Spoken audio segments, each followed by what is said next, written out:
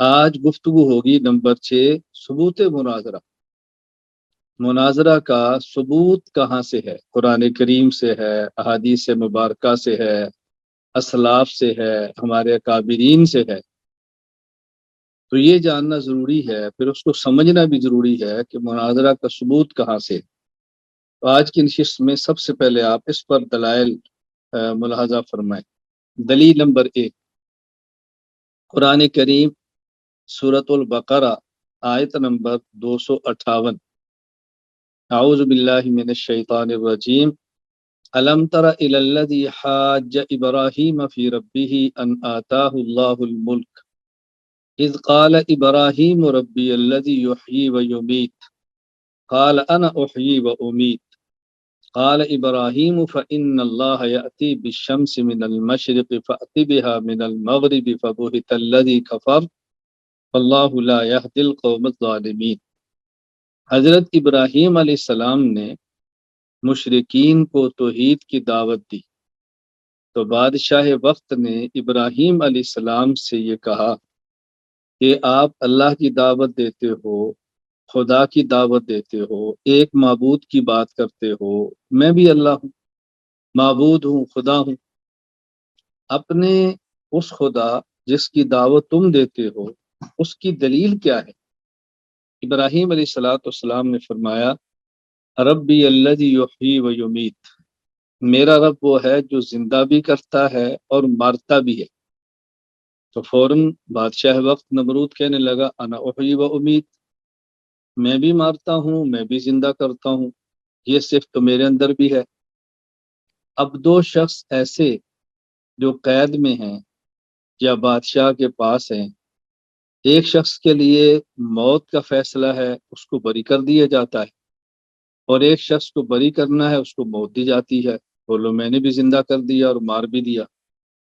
حضرت ابراہیم علیہ السلام نے اپنی دلیل کا انداز و رخ بدلا، دلیل نہیں بدلی، دلیل کا انداز بدلا، یعنی ایک اور طرز پر اس سے بات کی۔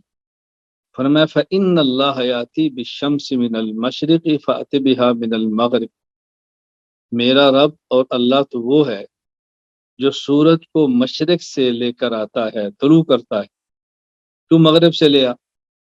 فبہت الذی کفر، یہاں پر وہ ناکام ہوا، حیران رہ گیا، ششتر رہ گیا، اور مبہوت اور خاموش ہو گیا، اس سے جواب نہیں بن سکا۔ حضرت ابراہیم علیہ السلام کی دلیل کی بنیاد یہ تھی اللہ وہ ہے جو معدوم کو موجود کرتا ہے، کسی چیز کو عدم سے وجود میں لاتا ہے۔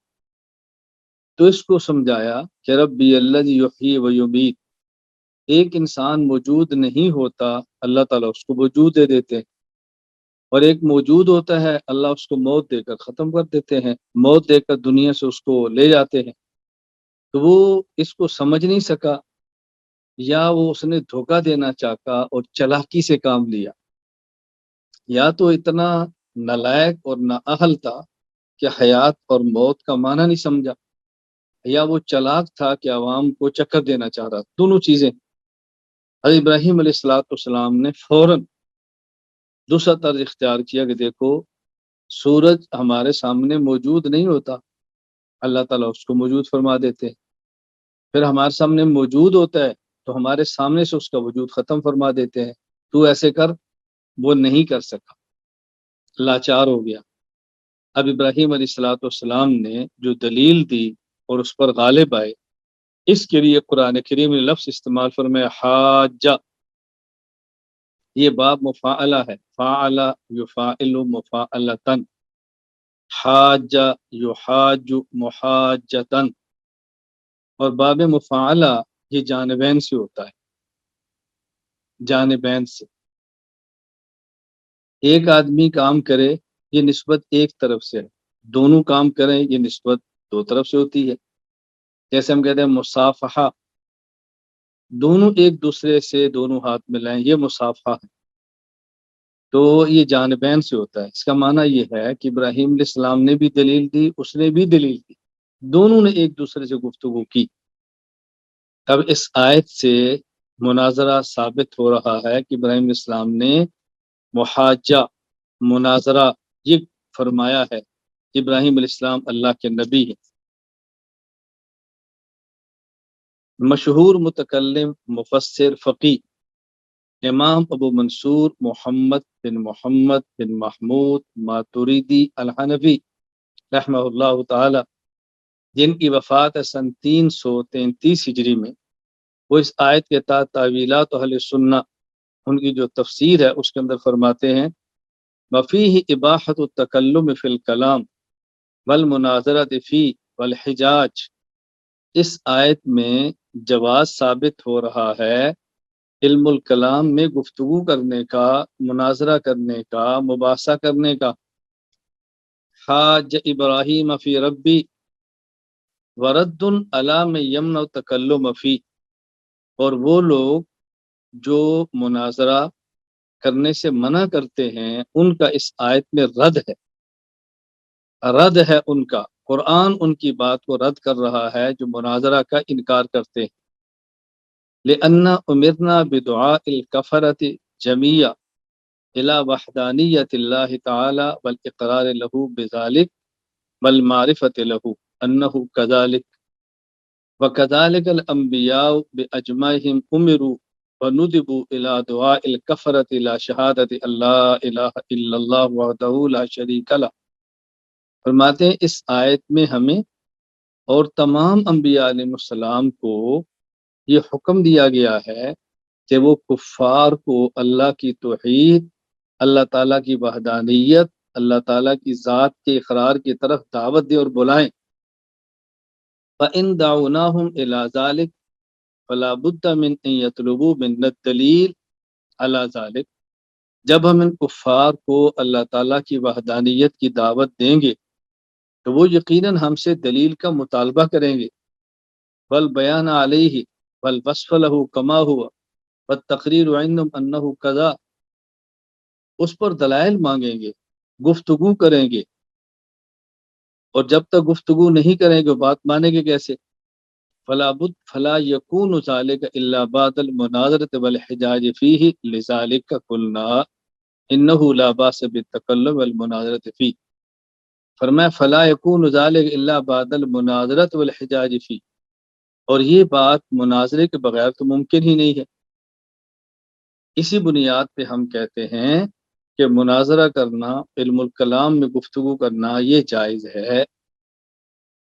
تو یہ بات آپ سمجھ گئے کتنی واضح دلیل ہے اس بات پر کہ مناظرہ کرنا جائز ہے۔ اب مناظرہ کا انکار تو قرآن کریم کے حکم کا انکار ہے، قرآن کریم سے ثابت شدہ کا انکار ہے، یہ کون سی عقل مندی ہے؟ اسی طرح اس آیت کے تحت امام ابو عبداللہ محمد بن احمد بن ابو بکر المعروف امام قرطبی رحمہ اللہ تعالی، وفات 671 ہجری، اپنی تفسیر الجامع احکام القرآن جسے تفسیر قرطبی کہا جاتا ہے، اس میں اس آیت کے تحت فرماتے ہیں وَتَدُلُّ عَلَىٰ إِثْبَاتِ الْمُنَاظَرَةِ وَالْمُجَادَلَةِ وَإِقَامَةِ الْحُجَّةِ، یہ آیت دلیل ہے مناظرہ کے اس بات پر، مجادلہ کے اس بات پر، دلیل قائم کرنے پر، یعنی اس آیت سے مناظرہ ثابت ہو رہا ہے۔ صرف یہی نہیں، وفی القرآن والسنت من ھذا کثیر لمن تأملہ، اب اگر آپ قرآن کریم میں رسول اللہ صلی اللہ علیہ وسلم کی سنت مبارکہ میں غور فرمائیں گے تو آپ کو کئی ایک دلائل اس بات پر ملیں گے کہ مناظرہ کرنا جائز ہے، مناظرہ کرنا ثابت ہے۔ اسی طرح علامہ ابو البرکات حافظ الدین عبداللہ بن احمد بن محمود النصفی رحمہ اللہ تعالی، وفات 710 ہجری، اسی آیت کے تحت اپنی تفسیر مدارک التنزیل و حقائق التعبیر،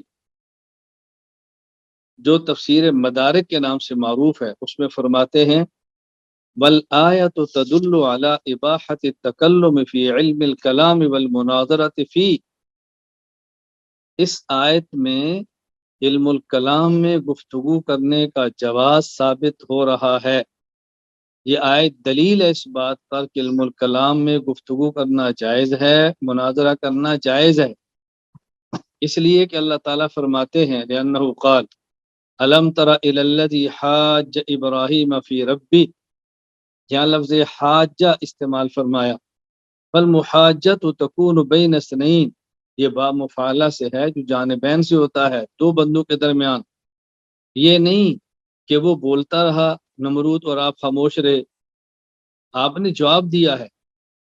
فدل علی ان ابراہیم حاجہ ایضا، اس آیت سے ثابت ہوا کہ جس طرح نمرود نے گفتگو کی ہے، ابراہیم علیہ السلام نے بھی دلیل سے اس کا مقابلہ فرمایا۔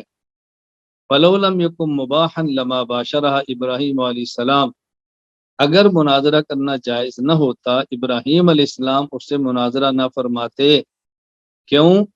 لکون الانبیاء علیہم السلام معصومین عن ارتکاب الحرام، اس لیے کہ انبیاء معصوم ہیں، وہ حرام کام کبھی نہیں فرماتے۔ تو حضرت نے کتنی وضاحت فرمائی ہے، اگر مناظرہ کرنا ناجائز ہوتا ابراہیم علیہ السلام نہ فرماتے، کیونکہ ابراہیم نبی ہیں اور نبی معصوم ہے، وہ حرام اور ناجائز کام کبھی نہیں فرماتے۔ دوسری بات فرمائی وَلِأَنَّا أُمِرْنَا بِدُعَاءِ الْكَفَرَةِ إِلَى الْإِيمَانِ بِاللَّهِ وَتَوْحِيدِ وَإِذَا دَعَوْنَاهُمْ إِلَى ذَلِكَ لَا بُدَّ أَن يَطْلُبُوا مِنَ الدَّلِيلِ عَلَى ذَلِكَ، جب ہمیں حکم دیا گیا ہے ہم کفار کو اللہ تعالیٰ کی ذات اور توحید پر ایمان لانے کی دعوت دیں، جب ہم ان کو دعوت دیں گے تو یقیناً ہم سے دلیل کا مطالبہ کریں گے۔ فَذَا لَا يَكُونُ إِلَّا بَعْدَ الْمُنَاظَرَةِ كَذَا فِي شَرْحِ التَّأْوِيلَاتِ، اور وہ مناظرہ کے بغیر ممکن ہی نہیں، وہ مناظرہ کے بغیر ممکن ہی نہیں ہے، تو مناظرہ کریں گے تو ان کو دلیل دیں گے، وگرنہ کفار کو دلیل کیسے دیں گے؟ اسی طرح اس آیت کے تحت شیخ التفسیر حضرت مولانا محمد ادریس کاندلوی رحمہ اللہ تعالی، جن کی وفات سن 1394 ہجری، وہ اس آیت کے تحت اپنی تفسیر معرف القرآن میں لکھتے ہیں، ان آیات میں ابراہیم علیہ السلام کا نمرود بن کنعان سے مناظرہ اور مکالمہ بیان کرتے ہیں۔ تو میں نے آپ کی خدمت میں دلیل نمبر 1 پیش کی ہے، اور اس کے تحت 4 اہل السنت والجماعت کے ہاں جو معتمد اور باعتماد مفسرین کرام ہیں ان کے حوالہ جات پیش کیے، تاکہ آپ کا ذہن یہ نہ بنے کہ ہماری شخصی رائے ہے، یہ اچھی طرح بات ذہن نشین فرما دیں۔ یہاں ایک بات بطور فائدہ کے ذہن نشین فرمائیں کہ معرف القرآن کے نام کی ایک تفسیر وہ ہے جو حضرت مولانا مفتی محمد شفیع رحمہ اللہ تعالی، مفتی دارالعلوم دیوبند اور تقسیم ہند کے بعد مفتی اعظم پاکستان، ان کی ہے، وہ الگ ہے، اور ایک یہ تفسیر معرف القرآن مولانا محمد ادریس کاندلوی رحمہ اللہ کی الگ ہے۔ حضرت مولانا ادریس کاندلوی رحمہ اللہ کا جو طرز تفسیر ہے وہ متکلمانہ ہے، زیادہ تر عقائد پر حضرت نے متکلمانہ طرز پر گفتگو فرمائی ہے، تو دو تفسیریں الگ الگ۔